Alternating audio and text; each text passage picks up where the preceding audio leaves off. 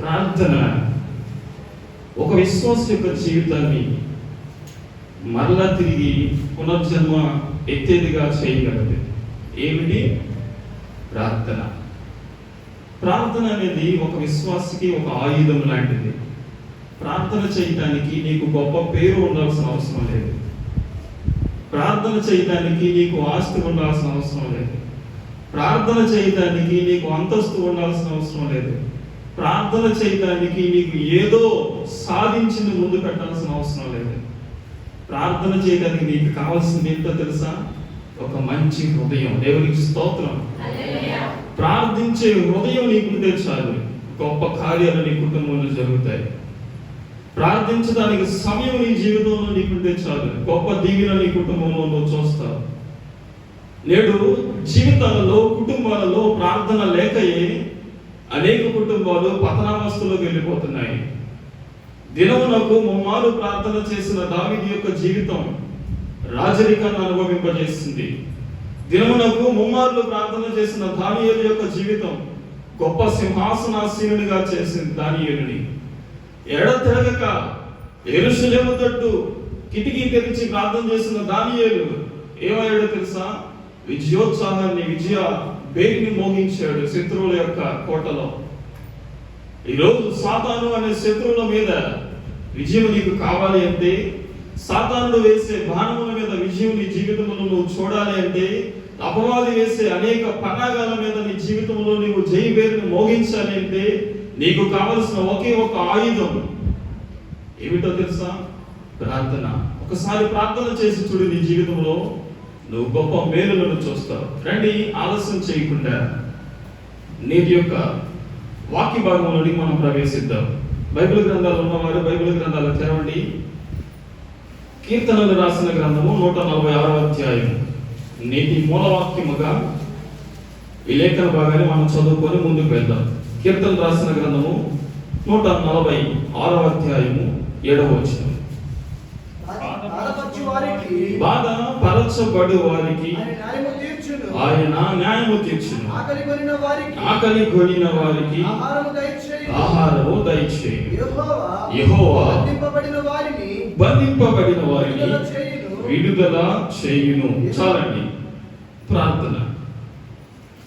పరిశుద్ధుడైన దేవా, జీవము కలిగిన తండ్రి, మాట్లాడే దేవా, హృదయములను పరిశోధించేవాడా, ఆత్మస్వరూపిగా ఉన్న మా ప్రభువా, ఈ నామానికి స్తోత్రం. ఇంతవరకు నాయనా పాటల ద్వారా స్తుతించేవాడా, నేను ఆరాధించాను. ఈ సమయంలో ప్రభు 10 నిమిషాలు ఈ వాక్య భాగాన్ని ధ్యానం చేసుకోబోతుండగా నీ ఆత్మ నడిపింపు మాకు దయచేయండి. మా అందరికి వినగలిగిన చెవులను, గ్రహించుకోగలిగిన హృదయాలను అనుగ్రహించండి. నిద్రమత్తు ఆత్మలను, అపవాది యొక్క తంత్రములను, సాతాను యొక్క శక్తులను, ఆటంకపరిచే ప్రతి ఒక్క అపవాది యొక్క శక్తులను ప్రభువా యేసు నామములో మేము బంధిస్తున్నాం.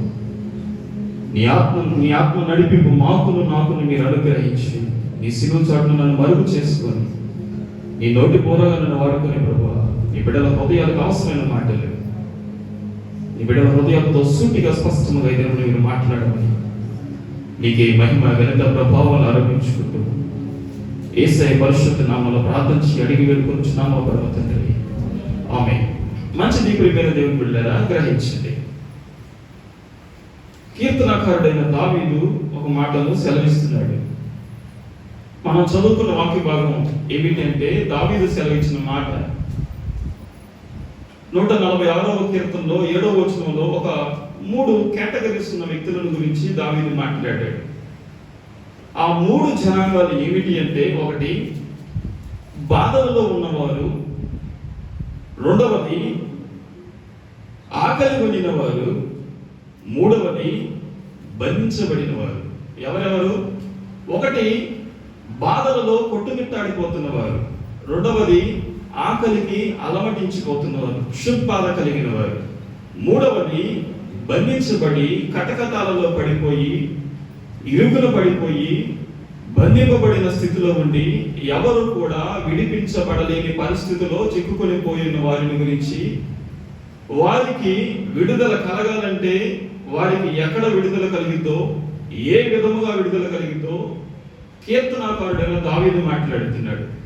నేటి మన ధ్యానాంశం ఏమిటంటే ఈ వచనంలో ఉన్న వాక్య భాగమే 146:7.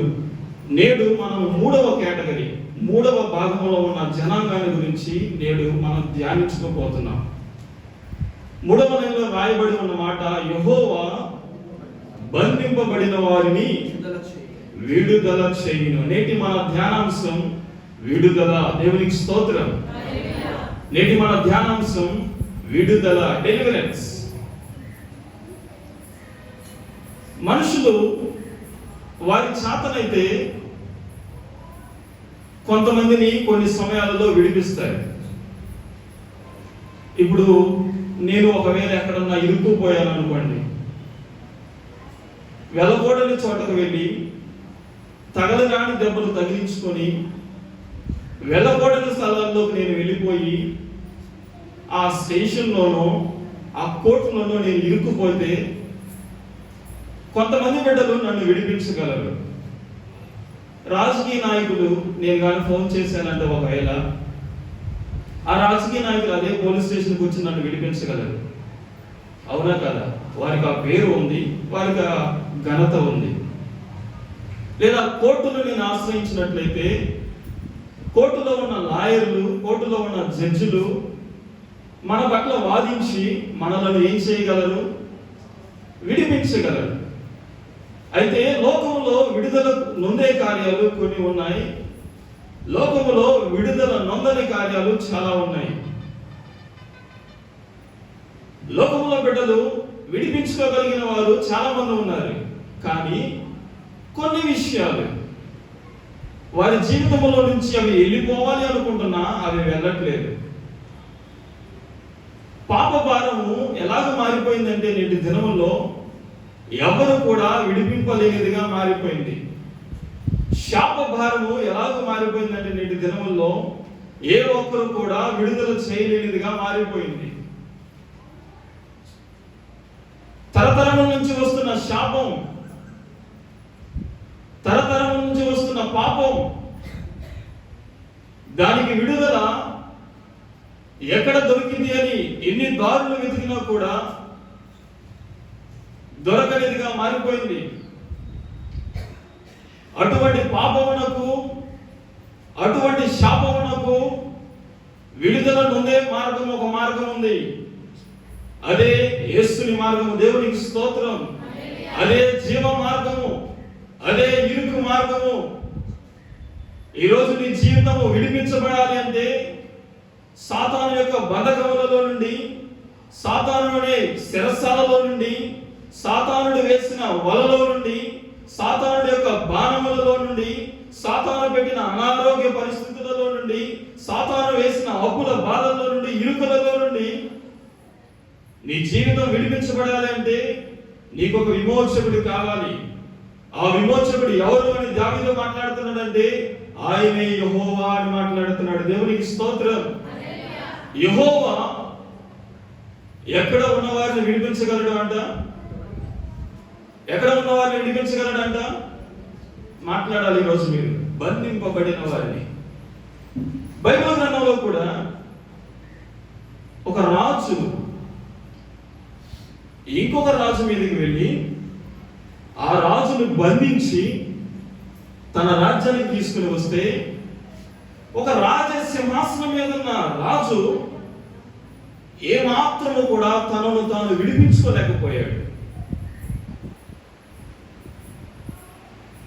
రాజుగా ఉన్న వ్యక్తి వేరొక రాజు వచ్చి అతని మీద పడి బంధిస్తే, జైలులో వేయిస్తే ఏమాత్రం కూడా తనను తాను విడిపించుకోలేకపోయాడు. అటువంటి సమయంలో దేవుని వైపు తిరగగా,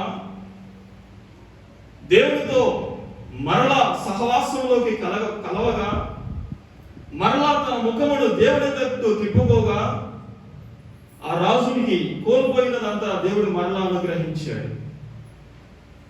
ఆ రాజు యొక్క జీవిత రహస్యాన్ని, ఆ రాజు యొక్క జీవితంలో జరిగిన ఒక వింత గాథను నేడు మనం ధ్యానం చేసుకోబోతున్నాం. అతని పేరే యెహోయాకీము. అతని పేరు యెహోయాకీను. యెహోయాకీము కాదండి, కీను. వీరిద్దరూ తండ్రి కొడుకులు. యెహోయాకీను, జెహోయాకీన్ అంటారు ఇంగ్లీష్లో అయితే. రండి బైబిల్ గ్రంథాలు తెరవండి. 2 Kings chapter 25 verses 27 to 30. రెండవ రాజుల గ్రంథము 25వ అధ్యాయము 27వ వచన భాగం నుండి 30వ వచనం వరకు. యూదా రాజైన యెహోయాకీను చెరలో ఉంచబడిన 37వ సంవత్సరమున 12వ నెల 27వ దినమున బబులోను రాజైన ఎవిల్మెరోదకు తాను ఏలనారంభించిన సంవత్సరమందు బందీ గృహములో నుండి యూదా రాజైన యెహోయాకీనును తెప్పించి, చాలండి. ఇక్కడ ఇద్దరు రాజులు మనకు కనబడుతున్నారు. ఒక అతని పేరు ఏం పేరు అంటే యెహోయాకీను, రెండవ అతని పేరు ఏం పేరు అంటే ఎవిల్మెరోదకు. యెహోయాకీను యూదా ప్రజలకి 21వ రాజు. దావీదు దగ్గర నుంచి, సౌలు దగ్గర నుంచి కానీ మనం చూసుకున్నట్లయితే సౌలు, దావీదు, సొలొమోను తర్వాత రాజ్యము రెండుగా విభజించబడింది. రెహబాము కిందకి రెండు ట్రైబ్స్ అనగా తెగలు వచ్చాయి, 2 గోత్రాలు వచ్చాయి. యెరోబాము కిందకి 10 గోత్రాలు వెళ్ళిపోయాయి. ఈ 2 గోత్రాల ప్రజల్ని యూదా రాజ్యం అని అన్నారు. 10 గోత్రాల ప్రజల్ని ఇశ్రాయేలు రాజ్యం అని అన్నారు. ఈ యూదా రాజ్యానికి రాజులు ఒకరి తర్వాత ఒకరు రాచరికాన్ని చేస్తూ వచ్చారు. ఈ యూదా రాజ్యానికి చిట్ట చివరి రాజు యెహోయాకీను. 2వ రాజుల గ్రంథం 24వ అధ్యాయం 8వ వచనాన్ని కానీ మనం కానీ గమనించినట్లయితే ఈ యెహోయాకీను ఏలనారంభించినప్పుడు 18 ఏళ్ల వాడై యెరూషలేమునందు 3 మాసములు ఏలెను. చాలండి. ఈ యెహోయాకీను ఎవరి కొడుకు అంటే యెహోయాకీము యొక్క కుమారుడు. ఒక రాజు యొక్క కుమారుడు తన తండ్రి దేవునికి వ్యతిరేకమైన బయలు ఆరాధనను అర్పించి యూదా రాజ్యంలో ఉన్న జనాంగాన్ని విగ్రహారాధనకు తిప్పివేసి దేవుని ఉగ్రతకు లోనై మరణించాడు. గ్రహించాలి ప్రియమైన దేవుని బిడ్డలారా, వినాలి. అర్థం కాదు చరిత్ర చెప్తున్నప్పుడు జాగ్రత్తగా వింటే మాత్రం అర్థమైంది. బైబిల్లో లోతైన సత్యాలు అర్థం కావాలంటే వినడం అన్నా నేర్చుకోవాలి, చదవడం అన్నా నేర్చుకోవాలి. వినాలి. మనసు ఎక్కడో పెడితే అర్థం కాదు. దేవుని వాక్యము జరుగుతున్నప్పుడు మనం శ్రద్ధగా వినాలి. వినటం వల్ల ఏం కలిగింది? విశ్వాసం కలిగింది. యెహోయాకీను తన తండ్రి మరణించిన తర్వాత ఇతను రాజు అయ్యాడు. 3 నెలలు యెరూషలేములో యూదా ప్రజలను ఏలాడు. ఈ 3 నెలలు ఎలాగూ ఏలాడు అంటే తన తండ్రి ఏ విధముగా యూదా ప్రజలను విగ్రహారాధన వైపు నడిపించాడో ఈ యెహోయాకీను కూడా మందిరంలో బిడ్డలను, దేవుని స్వాస్థ్యముగా పిలువబడుతున్న ఇశ్రాయేలీయులను, ఈ యూదా జనాంగాన్ని అందరినీ కూడా మరలా బయలు ఆరాధన వైపుకు తిప్పేశాడు. బయలు ఆరాధన వైపు తిప్పిన తర్వాత దేవుని ఉగ్రత మరలా యెహోయాకీను మీదకి వచ్చింది.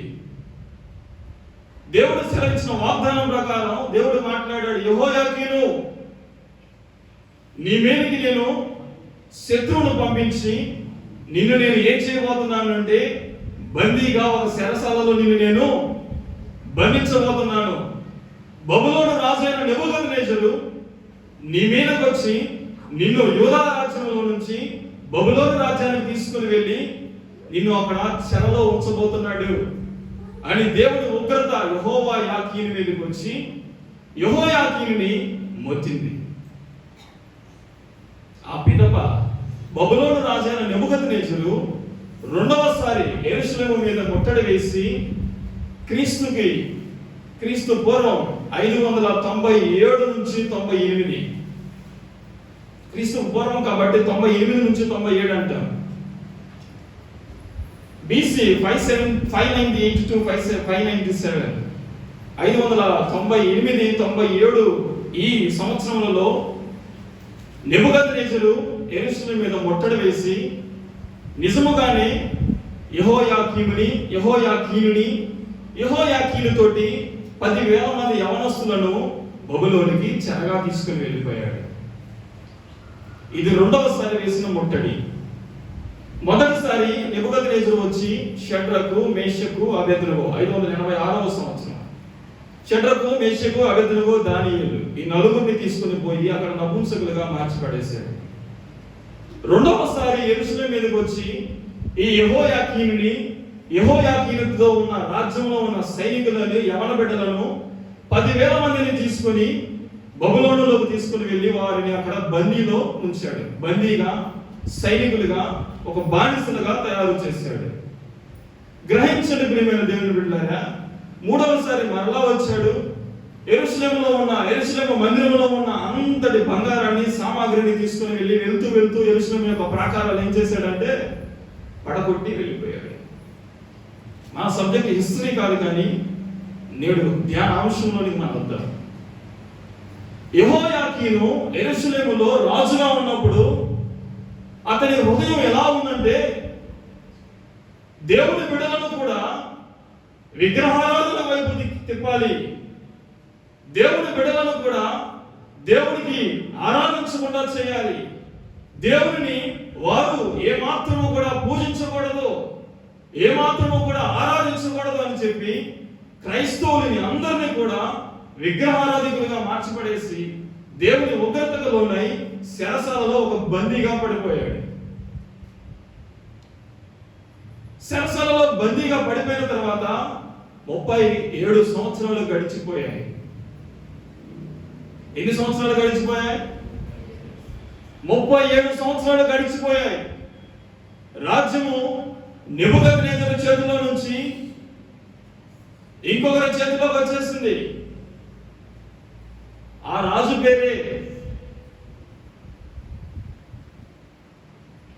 పేరే ఎవిల్మెరోదకు. నెబుకద్నెజరు తర్వాత, నెబుకద్నెజరు 2 తర్వాత ఎవిల్మెరోదకు సింహాసనాసీనుడైన మొట్టమొదటి సంవత్సరంలో ఒక కార్యం జరిగింది. అది ఏ కార్యము అంటే ఇప్పుడు మనం చదువుకున్న వాక్య భాగం 2వ రాజుల గ్రంథం 25వ అధ్యాయంలో 27వ వచనం నుంచి, ఎవిల్మెరోదకు సింహాసనాసీనుడైన మొట్టమొదటి సంవత్సరంలో ఏమి చేశాడు అంటే ఏలనారంభించిన సంవత్సరమందు బందీ గృహములో నుండి యూదారాజైన యెహోయాకీనును దేవునికి స్తోత్రం. ఎన్ని సంవత్సరాల తర్వాత యెహోయాకీను మరలా బయటికి వచ్చాడో తెలుసా? 37 సంవత్సరాల తర్వాత. 37 సంవత్సరాల తర్వాత బయటకు వచ్చినప్పుడు ఇప్పుడు మీకు ఒక చిన్న ప్రశ్న, టక్కున సమాధానం చెప్పాలి.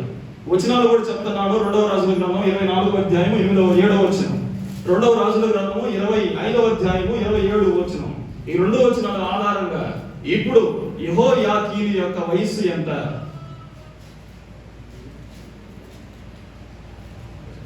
త్వరగా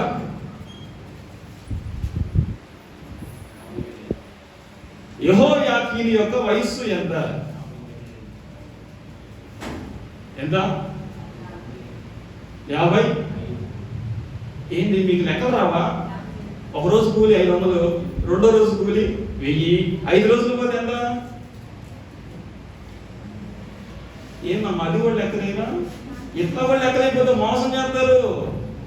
జాగ్రత్త. ఎంత ఇచ్చారో, ఎంత చేసుకున్నారో, ఎన్ని రోజులు పనికి పోయారో గుర్తుపెట్టుకోండి. కొంతమంది తగాదా, నేను ఆ రోజు పనికి వస్తే నాకు నువ్వు ఏం చేసావు, ఆబ్సెంట్ వేసావు, మచ్చరేయలేదు, ఆ రోజు జీతం కట్ అయింది, నేను పని చేశాను, నాకు జీతము రాలేదు. కొంతమంది అమ్మ మేస్తున్నా, నేను తిట్టుకోకండి, జరుగుతున్న వాస్తవాలు చెప్తున్నాను నేను. కొంతమంది మేస్త్రులు ఏం చేస్తారంటే దద్దనం ఉంటారు కదా, అసలు తెలివి లేని వాళ్ళు ఉంటారు కదా, వాళ్ళకి ఏం చేస్తారంటే ఒక రోజు కట్ చేస్తారు. వాళ్ళకి ఎక్కడ రావు, ఏం రావు. జాగ్రత్త. పనివాడికి వెళ్ళవలసిన కూలి నీ దగ్గర ఉంటే అది దేవునికి మొరపెట్టింది.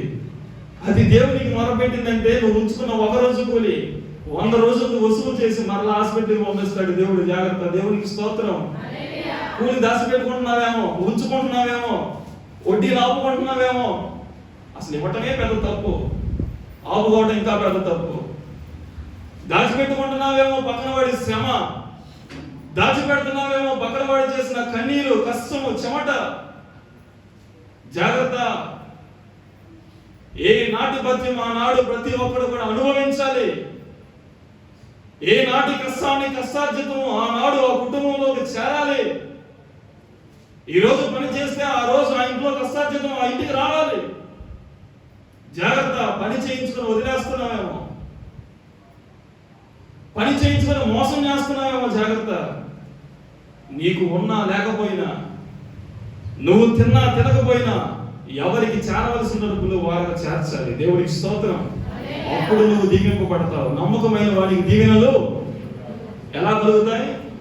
నమ్మకమైన వాడికి దీవెనలు మెండుగా కలుగుతాయి. కొంచెంలో నమ్మకముగా ఉంటే నువ్వు దేవుడు నేను అధికంలో నమ్మకముగా చేస్తాడు. దేవునికి స్తోత్రం. నేర్చుకోండి. ఈరోజు నేను అడిగిన ఒక చిన్న ప్రశ్న, యెహోయాకీను యొక్క వయస్సు ఎంత? 50. లెక్క పెట్టినమ్మా. 18 సంవత్సరాలు ప్లస్ 37 సంవత్సరాలు. ఆ యొక్క 10 యొక్క 30 ఎంత? 40. అదొక 7, ఇదొక 8 ఎంత? 15. ఆ యొక్క 40 ఒక 15 ఎంత? అర్థమెటిక్ రీజనింగ్ నేర్పిస్తున్నట్టుంది నేను మందిరంలో కూడా. ఎంత? 55 సంవత్సరాలకి యెహోయాకీను యొక్క హృదయ ఆలోచన, యెహోయాకీను హృదయంలో ఉన్న ఆలోచనలు, యెహోయాకీను హృదయంలో ఉన్న హృదయ గర్వము ఏమైపోయిందో తెలుసా? మట్టు మాయమైపోయింది. దేవునికి స్తోత్రం. ఈ 37 సంవత్సరాలు ఏం జరిగింది? శరసాలలో ఉంచబడిన 37 సంవత్సరాల యొక్క యెహోయాకీను యొక్క జీవితంలో ఏ మార్పు జరిగింది? ఈరోజు అపవాది యొక్క బంధకాలలో, అపవాది యొక్క శత్రు గోడలలో ఇరుక్కుపోయి ఉన్న బందీలుగా, శరసాలలో ఒక బానిసలుగా మారి ఉన్న మన జీవితాలలో కూడా జరగవలసిన మార్పులు ఏమిటి? ఎందుకు యెహోయాకీను శరసాలలో నుంచి విడిపించబడ్డాడు? మన జీవితాలు కూడా అపవాది యొక్క సంబంధమైన శరసాలలో నుండి, శత్రు సంబంధమైన ఆ తంత్రములలో నుండి, అపవాది యొక్క బాణములలో నుండి నేడు మన జీవితాలు కూడా విడిపింపబడాలి అంటే ఆ విమోచన కర్తలకు మనం చేయవలసిన పని ఏమిటి? నేడు ధ్యానం చేసుకుందాం. యెహోయాకీను 37 సంవత్సరాల తర్వాత తన జీవితంలో 5 రకాల దీవెనలు చూశాడు. ఎన్ని రకాల దీవెనలు చూశాడు? మాట్లాడాడు. ఎన్ని రకాల దీవెనలు చూశాడు? 5 రకాల దీవెనలు చూశాడు. ఈ 5 రకాల దీవెనలు ఏమిటి అంటే, 1, శరసాలలో నుండి విడిపింపబడ్డాడు. ఏం చేయబడ్డాడు? బందీ గృహంలో నుండి, బందీ ఖానాలో నుండి, శత్రువులో నుండి, శత్రువు యొక్క సరౌండింగ్స్ లో నుండి, ఆ కన్ఫైన్మెంట్ లో నుండి యెహోయాకీను ఏం చేయబడ్డాడు అంటే విడిపించబడ్డాడు. రెండవది, అదే 2వ రాజుల గ్రంథము 25వ అధ్యాయం 28వ వచనం గాని మనం గాని చూసినట్లయితే, రెండవది ఏం జరిగిందమ్మా? దయగా మాట్లాడాడు. ఎవరో తెలుసా? శత్రు రాజు, శత్రు దేశం యొక్క రాజు యెహోయాకీనుతో ఎలాగ మాట్లాడాడో తెలుసా? దయగా మాట్లాడాడు. 55 సంవత్సరాల వరకు దేవుని దయ లేదు యెహోయాకీను యొక్క జీవితంలో. ఏనాడు ఎవరి దగ్గర నుంచి దయ పొందిన వాడు కాదు. 37 సంవత్సరాలు ఎవడు విడిపించిన వాడు లేడు యెహోయాకీనుని. 37 సంవత్సరాలు ఎవరు యెహోయాకీను దగ్గరికి వచ్చి ప్రేమగా మాట్లాడిన వాడు లేరు. 37 సంవత్సరాలు ఏ ఒక్కరు కూడా యెహోయాకీనుని పలకరించిన వారు లేరు. 37 సంవత్సరాలు యెహోయాకీను జీవితంలో మనుషుల మధ్య సంభాషణలు లేవు. యెహోయాకీనుని పట్టించుకున్న నాదుడు లేడు. యెహోయాకీను మీద దయ చూపించిన వాడు లేడు. 37వ సంవత్సరాన యెహోయాకీను జీవితంలోకి ఏమొచ్చిందో తెలుసా? దేవుని దయ దిగి వచ్చింది. దేవునికి స్తోత్రం. దేవుని దయ, దేవుని యొక్క కనికరం యెహోయాకీను యొక్క జీవితంలోకి వచ్చింది. మొదటిది బందీఖానాలో నుంచి విడిపించబడ్డాడు. రెండవది దేవుని యొక్క దయకు పాత్రుడిగా మార్చబడ్డాడు. మూడవది అతని పీఠమును అందరి రాజుల పీఠముల కంటే ఎత్తు చేసెను. మూడవది యెహోయాకీను 37 సంవత్సరాల తర్వాత ఏం చేయబడ్డాడో తెలుసా? హెచ్చించబడ్డాడు. దేవునికి స్తోత్రం. యెహోయాకీనుని అప్పటి వరకు పైకి లేపి పిలిచి పలకరించిన వాడు లేడు. ఆ చీకటి గదిలోనే, ఆ బందీఖానాలోనే ఒక బానిస బ్రతుకుగా ఒక ప్లేట్లో అచ్చిప్పకూడు అంటారు కదా. జైలులో ఎలా ఉంటుందంటే కొంతమంది అంటారు కాటాకూడు లోటాచారు. ఏంటిదంట? జైలు ఎలా ఉంటుందంట జీవితం? ఈ రోజున అలవాటు అయిపోయింది అనుకోండి, పిల్లలకి, తల్లులకి, పెద్దలకి, ముసలోళ్ళకి జైలు. ఆ రోజుల్లో జైలుకి వెళ్ళాలంటే మహా భయపడేవారు. ఎందుకంటే అక్కడ ఉండే శ్రమల లాంటివి. యెహోయాకీనుని ఒకడు కూడా పిలిచి పలకరించిన వాడు లేడు. నువ్వు రాజువు కదా అని అడిగిన వాడు లేడు. నువ్వు యోధా ప్రజల మీద అధికారం చెలాయించిన వాడు కదా అని ఒకడు కూడా గుర్తు చేసుకున్నవాడు లేడు. యెహోవా దయ ఏ నాడైతే యెహోయాకీను యొక్క జీవితంలోకి వచ్చిందో ఆనాటి నుంచి యెహోయాకీను జీవితం అప్గ్రేడ్ అయిపోయింది. దేవునికి స్తోత్రం. పై స్థాయికి ఎదగబడింది. స్థాయి మారిపోయింది, స్థితి మారిపోయింది. కింద స్థాయి నుంచి పై స్థాయికి వెళ్ళిపోయింది యెహోయాకీను యొక్క జీవితం. 4వది 29వ వచనం. కాగా అతడు తన బందీ గృహ వస్త్రములను తీసివేసి వేరు వస్త్రములను ధరించుకొని దేవునికి స్తోత్రం. యెహోయాకీను జీవితంలో 4వ ఆశీర్వాదం ఏమి చూచాడు అంటే నూతన వస్త్రం. దేవునికి స్తోత్రం. ఆ నాటి వరకు 37 సంవత్సరాల నుంచి అదే జైలు బట్టలు, అదే ఖైదీ బట్టలు, అదే ఖైదీ నెంబరు, అదే నెంబర్తో, అదే బట్టలతో, ఖైదీ యొక్క ముద్రతో ఒక రాజు 37 సంవత్సరాలు జీవించాడు జైలులో. కానీ యెహోవా దయ అతని మీదకి వచ్చిన మరుక్షణం అతని మీద ఉన్న ఖైదీ బట్టలు ఏమైపోయినాయి తెలుసా? తీసివేయబడ్డాయి. నూతన వస్త్రాలు యెహోయాకీనుకి ఇవ్వబడ్డాయి. 5వ దీవెన యెహోయాకీను యొక్క జీవితంలో జరిగింది. తాను బ్రతికిన దినములన్నీ ఏ నాటి భత్యం ఆ నాడు అనుగ్రహించబడతా వచ్చింది. Every days blessings. It's not for the temporary time, for the eternity, for ever. తాత్కాలికమైన భత్యము కాదు తనకు దొరికింది. అతను జీవించిన జీవితకాలం అంతా రాజు సముఖములో ఏ నాడైతే రాజరికాన్ని కోల్పోయాడో, ఏ రాజరికాల్లో ఉన్న ఫుడ్నైతే కోల్పోయాడో, ఏ రాజు తినే విందు భోజనాన్ని అయితే కోల్పోయాడో, ఏ వస్త్రాన్ని అయితే కోల్పోయాడో, ఏ ఆహారాన్ని అయితే కోల్పోయాడో, 18 సంవత్సరాల క్రితం ఏ పేరునైతే కోల్పోయాడో, 37 సంవత్సరాల క్రితం ఏ ఆస్తినైతే కోల్పోయాడో, ఏ సింహాసనాన్ని అయితే కోల్పోయాడు, 37 సంవత్సరాల క్రితం ఏ వస్త్రం అయితే కోల్పోయాడు, 37 సంవత్సరాల క్రితం ఏ ఆహారాన్ని అయితే కోల్పోయాడు, మరలా అనుదిన రాజ భోజనం యెహోయాకీనుకు అందించబడింది 37 సంవత్సరాల తర్వాత. దేవునికి స్తోత్రం. హల్లెలూయా. కారణం ఏమిటి? ఇప్పుడే మనం అసలైన వాక్య భాగంలోకి వెళ్ళబోతున్నాం. కారణం ఏమిటి? 2 నిమిషాల్లో నేను ముగించిస్తాను, జాగ్రత్తగా వినండి. 18వ సంవత్సరంలో యెహోయాకీను యొక్క జీవితంలో నుంచి ఈ 5 ఆశీర్వాదాలు కోల్పోయాడు. 18వ ఏట 3 నెలలు ఇశ్రాయేలీయులకు రాజుగా ఏలిన తర్వాత యెహోయాకీను జీవితంలో స్వతంత్రాన్ని కోల్పోయాడు, బందీగా మార్చబడ్డాడు. అనేకుల దృష్టిలో దయగలిగిన వ్యక్తి దయను కోల్పోయాడు. రాజు వస్త్రాలు ధరించవలసిన వ్యక్తి రాజు వస్త్రాలు కోల్పోయి ఖైదీ వస్త్రాలు ధరించాడు. 4వది, ఏనాడు ఎవరు కూడా దయగా వచ్చి అతన్ని పలకరించిన వారు లేరు, అతన్ని హెచ్చించిన వారు లేరు.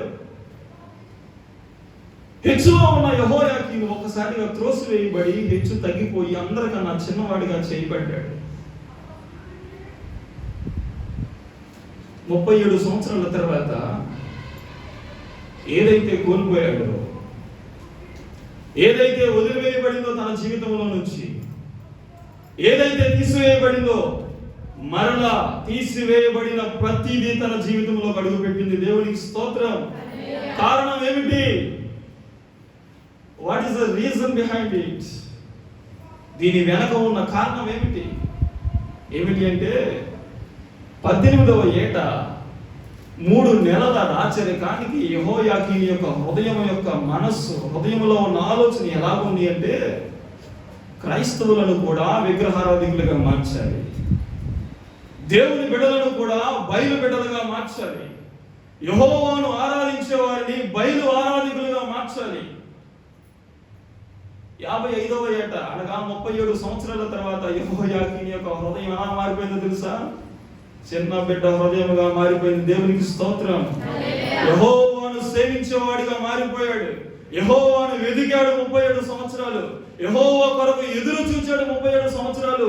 హృదయ గర్వం పోయింది, హృదయంలో ఉన్న అహంకారం పోయింది, హృదయంలో ఉన్న నాశనము చేయాలనే ఆలోచన పోయింది. ఎలా చెప్తావు? రండి బైబిల్ గ్రంథంలోకి వెళ్దాం. ఇర్మియా గ్రంథము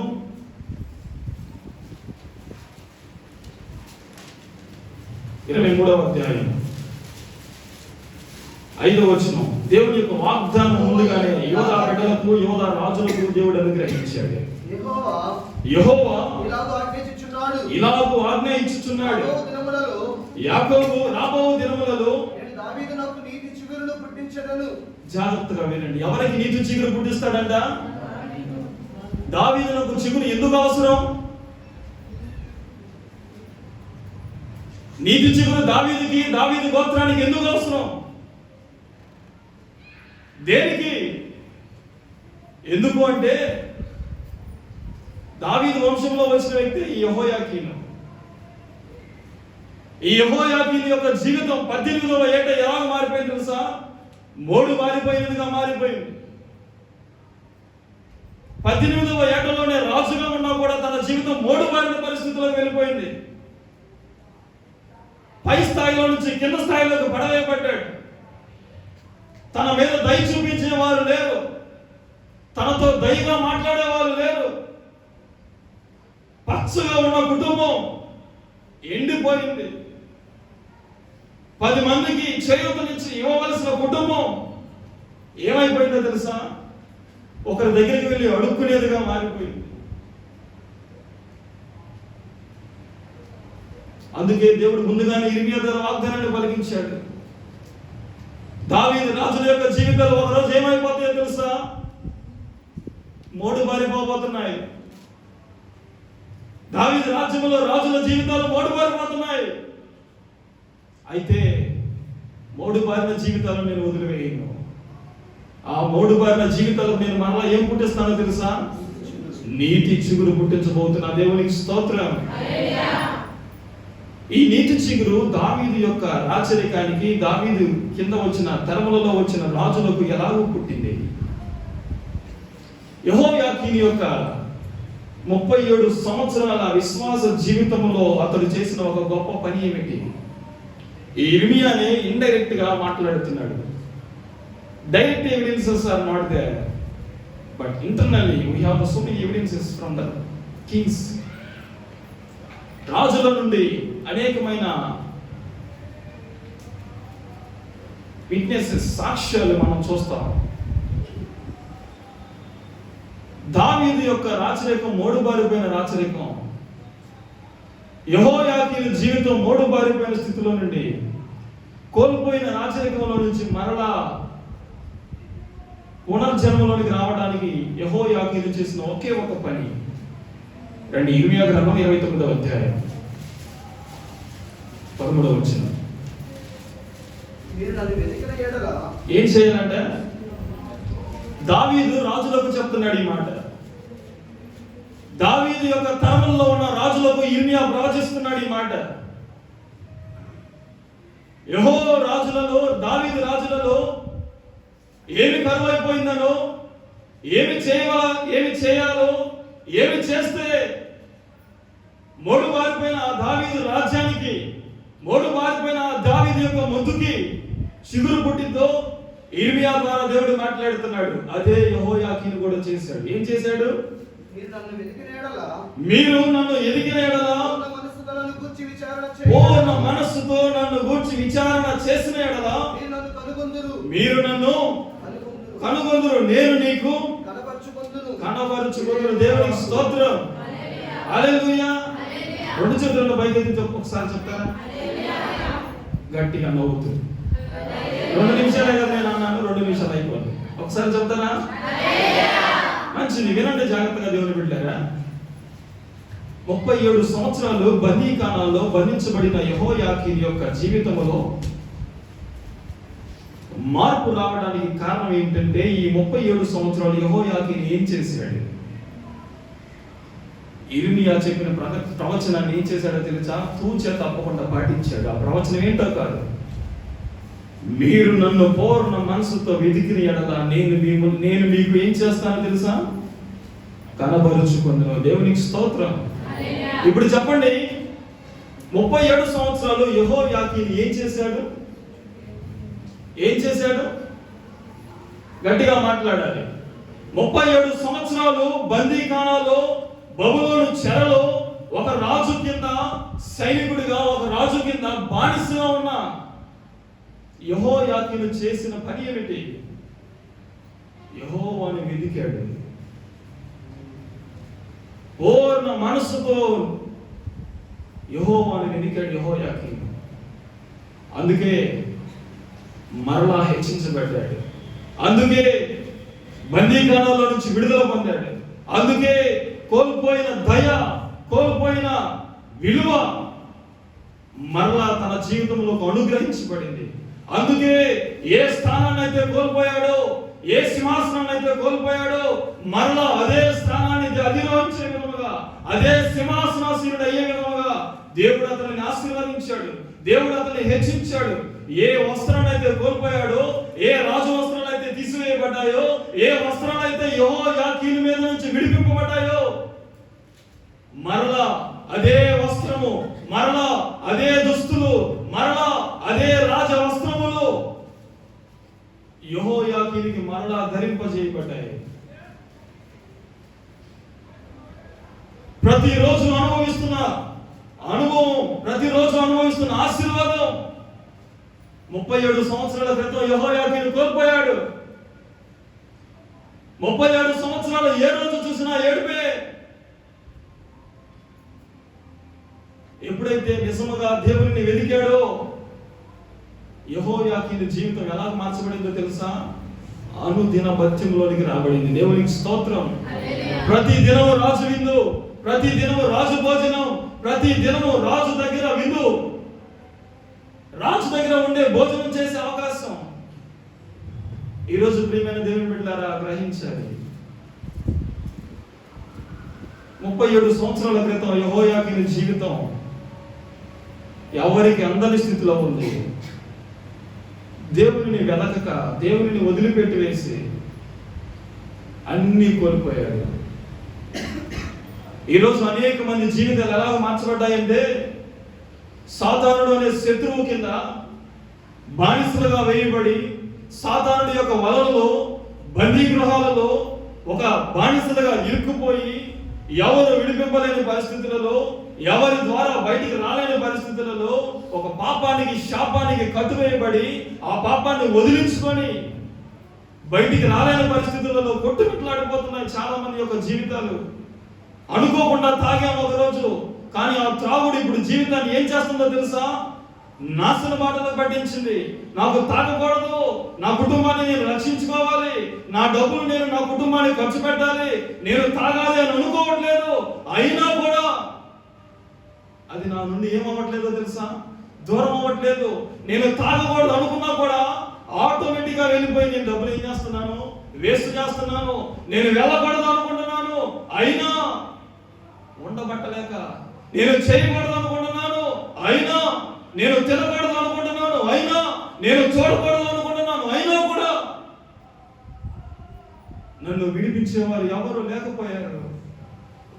సాతానుడి యొక్క చేతిలో బందీగా మార్చబడ్డాను. నా స్థితి ఒకరోజు బాగా ఉండేది, నా పరిస్థితి ఒకరోజు అందరికి ఆశీర్వాదకరంగా ఉండేది.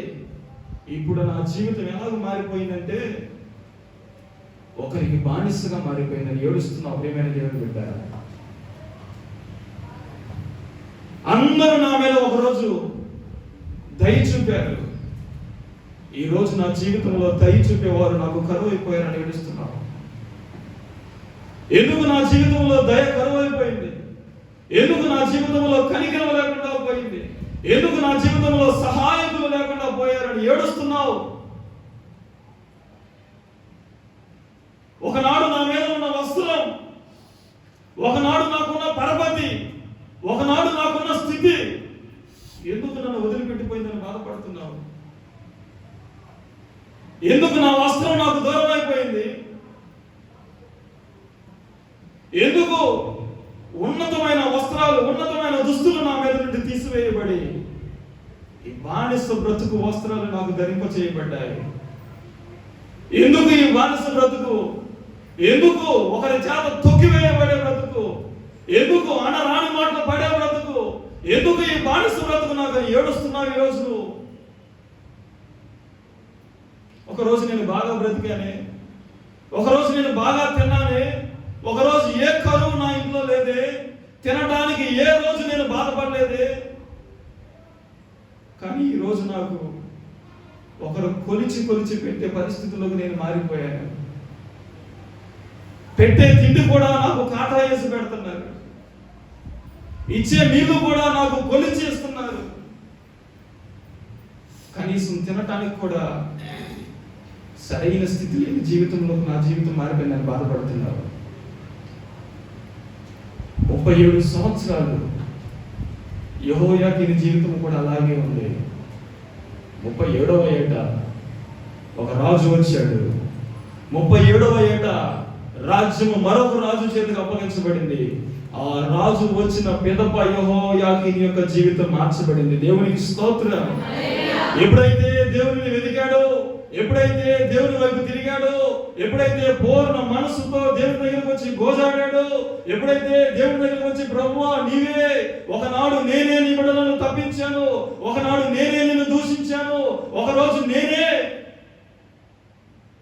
నీకు శత్రువుగా మారిపోయాను, నన్ను క్షమించు, నేను ఈ రోజు నుంచి మారిపోతున్నాను, ఆ పాత రోజు జీవితం నాకొద్దు, నా హృదయాన్ని మార్చు, నా బ్రతుకును మార్చు, మరలా ఏ దుస్తులైతే నా మీద నుంచి తీసివేయబడ్డాయో, ఏ రాజవస్త్రాలైతే నా మీద నుంచి తీసివేయబడ్డాయో, మరలా అదే దయ, మరలా అదే వస్త్రము, మరలా అదే సింహాసనము, మరలా అదే పరపతి, మరలా అదే స్థాయి నాకు కావాలి అని ప్రార్థన చేశాడు యెహోయాకీను. ఎలిం మీదకు వచ్చాడు, యెహోయాకీనుని బయటికి తీసుకొచ్చాడు, అతని స్థాయిని పెంచాడు. బబులోనులో ఉన్న రాజులందరి సింహాసనముల కంటే యెహోయాకీను యొక్క సింహాసనాన్ని హెచ్చించాడు. యెహోయాకీను మీద ఉన్న బానిస బట్టలు, ఆ ఖైదీ బట్టలను తీసివేశాడు. యెహోయాకీనుకు మరలా రాజ్యవస్త్రం అనుగ్రహించబడింది. యెహోయాకీనుకు మరలా కోల్పోయిన దయ, విడిచిపెట్టిన దయ, తనను వదిలిపెట్టి వేసిన దయ మరలా తన జీవితంలో అడుగు పెట్టింది. యెహోయాకీనుని వదిలిపెట్టి వేసిన సంపద అనుదిన భత్యముగా, అనుదిన రాజు భోజనముగా తనకు అనుగ్రహించబడింది. ఈ రోజు నువ్వు బాధపడుతున్నావు, జాగ్రత్త. నువ్వు అనుకుంటున్నావు ఇవన్నీ నన్ను వదిలిపెట్టి వెళ్ళిపోయేసినాయి, ఇవన్నీ నన్ను వదిలివేసినాయి. ఒకప్పుడు రాజుగా బ్రతికేవాడిని, ఒకప్పుడు రాజుగా ఉన్నవాడిని బందీగా మారిపోయిన అనుకుంటున్నామేమో. జాగ్రత్త ప్రియమైన దేవుని బిడ్డ, ఈనాడు దేవుడు మాట్లాడుతున్నాడు.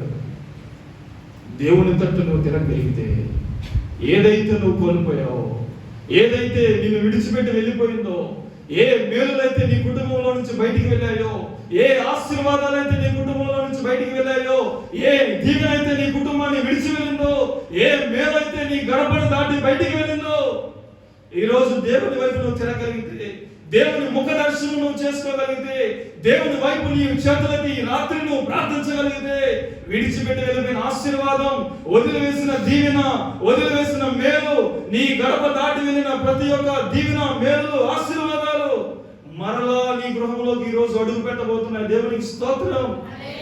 యెహోయాకీను దేని కొరకైతే ఏడ్చాడో మరలా అది అతనికి అనుగ్రహించబడింది. నువ్వు చేయవలసిన పని ఒకటే, ఆయనను పూర్ణ మనసుతో ఏం చేయాలో తెలుసా? వెతకాలి. నువ్వు ఆయన ఎదిగితే ఆయనను నువ్వు కనుగొంటావు. షోలమీతి ఏం చేసిందో తెలుసా? పరుగులు తెలిసిందే. దేని కొరకు? ప్రియుని వెతుకుట కొరకు. ఈ రోజుల్లో దేవుడిని వెతికే బిడ్డలు చాలా తక్కువగా మారిపోయారు. అమ్మా, దేనికి పనికి వెళ్తున్నావు? 3 పిల్లలయ్యా, ఎట్ట పెంచాలి? అందులో 2 ఆడపిల్లలయ్యా, పెళ్లిళ్ళు చేయాలి, కట్నాలు ఇవ్వాలి, పురుళ్ళు కట్టాలి, వాళ్ళకి పెద్దలు చేయాలి, వాళ్ళని ఒక ఇంటోలుగా చేయాలి. దేని కొరకు ప్రయాసపడుతున్నావు? నిజమే, మంచిదే. నీ కొరకు, నీ కుటుంబం కొరకు ప్రయాసపడటం మంచిదే. ఏం వెతుకుతున్నావు? ధనమును వెతుకుతున్నావేమో, మంచిదే. వీటన్నిటిలో పడిపోయి దేవుని మర్చిపోతున్నావో తెలుసా? నువ్వు దేవుణ్ణి వెలికే ఒక సులక్షణాన్ని వదిలిపెట్టేశావు. ఏనాడన్నా దేవుని దగ్గర కూర్చున్నావా? ఏనాడన్నా దేవుని దగ్గర మొరపెట్టావా? ఏనాడన్నా దేవుని దగ్గరకు వచ్చి నీ బాధలు చెప్పావా? ప్యాషన్ భక్తి ఏంటంటే ఈ రోజుల్లో టీవీలో చూసి ఫోన్ నెంబర్ కొట్టేసి, పాస్టర్ గారు ఎవరమ్మా ఫలానా, ఏమైంది, బాగలేదు, కొంచెం ప్రార్థన చేస్తారా? ఆయన లైవ్లో ఫోన్ చేస్తాడు, లైవ్లో ప్రార్థన చేస్తాడు. లైవ్లో ప్రార్థన చేయగానే ఏమైపోయిందంటే లైవ్లో స్వస్థత జరిగిపోయింది. ఆ 5 నిమిషాల తర్వాత ఆరాధన ఛానల్ పోయి, ఇక ఏ ఛానల్ వస్తాయో మీకు తెలుసు. 5 నిమిషాలు లైవ్లో జరిగిన స్వస్థత, లైవ్లో జరిగిన ఫోన్ కాల్, లైవ్లో జరిగిన భక్తి విశ్వాసం ఏమైపోయిందో తెలుసా? అప్పుడు దాకా తెల్ల ప్యాంట్ వేసుకున్న పాస్టర్ గారు ఫోను, బైబిల్, వీడియో కాల్, ఆ తర్వాత ఏమో ఇక్కడ దాకా వస్తాయి బట్టలు. అదే టీవీలో కనపడ్డాడు పాస్టర్ గారు. అప్పుడు దాకా అదే టీవీలో చూసావు, అదే టీవీలో మాట్లాడావు, అదే టీవీలో పొందావు స్వస్థత. అదే టీవీని ఇప్పుడు ఏం వస్తున్నావు తెలుసా? చక్కగా ధరించుకొని, చక్కగా బట్టలు వేసుకుని, ఇక్కడ కొద్దిగా కట్టుకొని,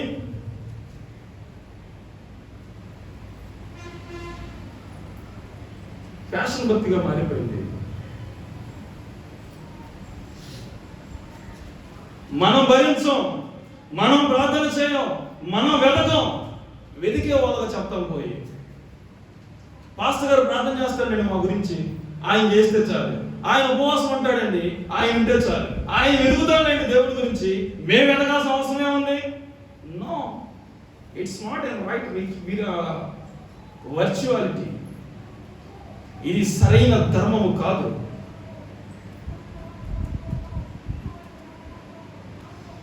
it's not an right virtue.